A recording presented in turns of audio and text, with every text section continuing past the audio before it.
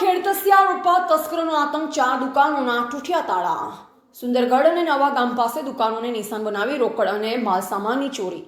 પાન મસાલા, કરિયાણું અને એગ્રો સેન્ટરમાં હાથફેરો કરી તસ્કરો થયા ફરાર. એ ડિવિઝન પોલીસ ઘટના સ્થળે તપાસનો ધમધમાટ શરૂ. સાબરકાંઠા જિલ્લાના મુખ્ય મથક હિંમતનગરમાં તસ્કરોએ જાણે પોલીસનો ખોફ ગુમાવ્યો હોય તેમ એક જ રાતમાં ચાર દુકાનોને નિશાન બનાવી છે. હિંમતનગરના ખેડતસિયા રોડ પર આવેલી વિવિધ દુકાનોના તાળા તોડી તસ્કરો લાખોની મતા અને સામાનની ચોરી કરી ફરાર થઈ ગયા છે.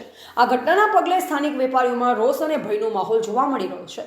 હિંમતનગરના ખેડતસિયા રોડ પર ગત રાત્રે તસ્કરો માટે મોકળું મેદાન બન્યું હોય તેમ જણાય છે.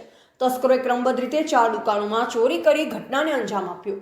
સૌપ્રથમ સુંદરગઢ નજીક ગાયત્રી આશ્રમ પાસે આવેલા એક પાન મસાલાના ગલ્લાને તસ્કરોએ નિશાન બનાવ્યું. અહીંથી પાન મસાલાનો કિંમતી સામાન અને ગલ્લામાં રાખેલી રોકડ રકમની ચોરી કરવામાં આવી.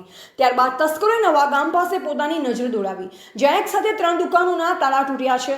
લક્ષ્મી પાન પાર્લર, જયદેવ કિરાણા સ્ટોર તેમજ બિલેશ્વરી એગ્રો, આ દુકાનોમાંથી કરિયાણાનો સામાન, ખેતીલક્ષી દવાઓ અને રોકડ રકમની ચોરી કરી તસ્કરો અંધારામાં ગાયબ થઈ ગયા હતા.